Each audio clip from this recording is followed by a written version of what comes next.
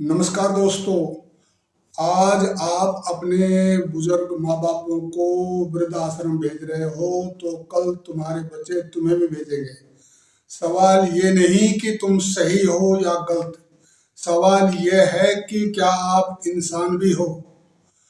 जिस दिन आप अपने माँ बाप को बोझ समझने लग जाते हो उस दिन आप सफल नहीं होते बल्कि अंदर से बुरी तरह से हार चुके होते हो। आज आपके पास बड़ा मकान है लेकिन आपका दिल छोटा हो गया है। आप लग्जरी जीवन जी रहे हो लेकिन आज आपके माँ बाप के पास एक छोटे से कमरे में अकेलेपन से ग्रस्त हो करके और वो रो रहे हैं। इसके अलावा उनके पास और कोई दूसरा विकल्प नहीं है।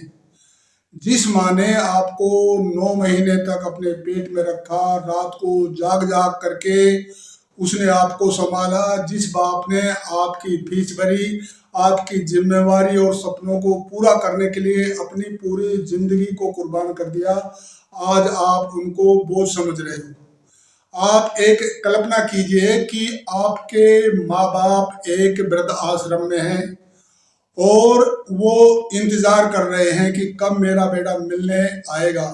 वहां पर कभी कभार कोई मिलने जाता है तो वो बुजुर्ग देखते हैं कि शायद मेरा बेटा भी हो, लेकिन उनको हमेशा इंतजार रहता है और उनको हमेशा वो अकेलापन ही मिलता है।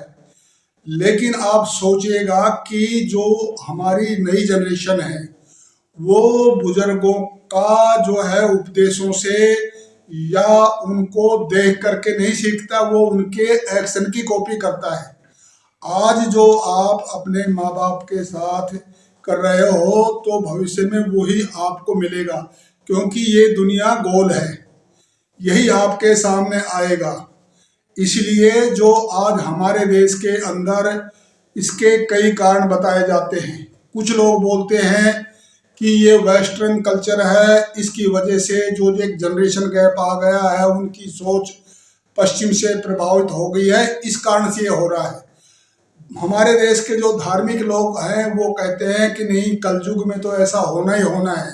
ये समाज हमेशा से ही ऐसे बदलता रहता है और जो पुराना समाज था वो सही था और इसमें तो होना ही होना है।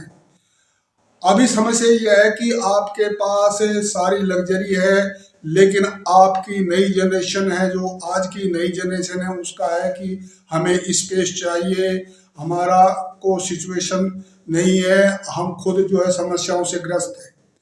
अभी कुछ लोग कहते हैं कि जो पुराना एक ज्वाइंट फैमिली सिस्टम था वो अच्छा था, उसको रिवाइव करना चाहिए। भैया वो बिल्कुल ही संभव नहीं है, क्योंकि उस समय जो है गांव के अंदर बड़ी बड़ी जो है लोगों के पास जमीन थी, लेकिन आज कई पीढ़ियों के बाद छोटे छोटे खेत हो गए हैं। गांव की तो हालत वैसे ही इस जमीन के कारण, इसके बंटवारे के कारण, इस विरासत के कारण लड़ाई झगड़े कोर्ट केस बढ़ रहे हैं।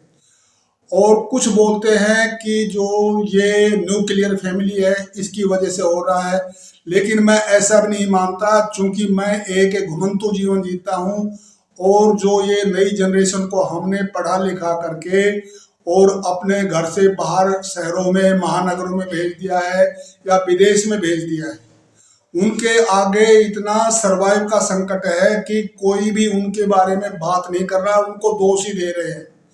वो खुद तो ओवर टाइम करते हैं, वहां पर ईएमआई की चपेट में आ चुके हैं, और जो महिलाएं हैं उनकी पत्नियां हैं वो भी पार्ट टाइम जॉब करती है और वो नौकरी करती है और घर का काम भी करती है। फिर आगे उनके बच्चे होते हैं तो पहले तो गांव के अंदर एक अपनी जो जमीन से खेती का रोटी का कोई समस्या नहीं होता था, लेकिन आज उनके सामने हर रोज उनको कैश चाहिए हर चीज को खरीदने के लिए।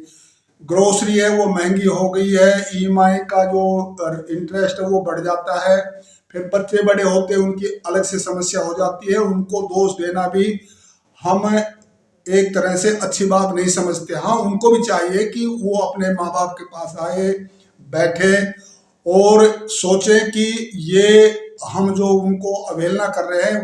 आज हर आदमी एक बड़ा मकान बना रहा है लेकिन जो है युवा वर्ग का दिल छोटा हो गया है।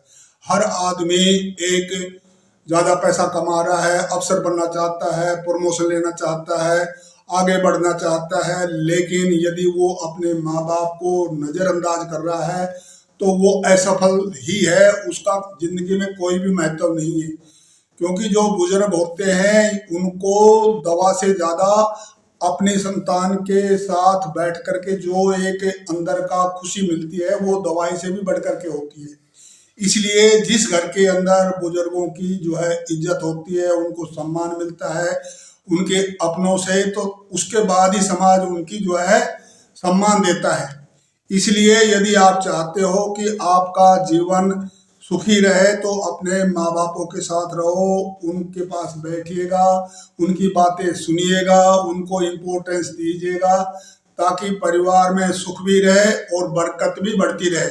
यदि जो बुजुर्ग है वो उसका अच्छी तरह से सेवा अपने परिवार द्वारा हो रही है तो इस चैनल को जरूर सब्सक्राइब करना। हम ऐसे ही वीडियो प्रेरणादायक समाज के लिए बनाते रहते हैं। Thank you so much.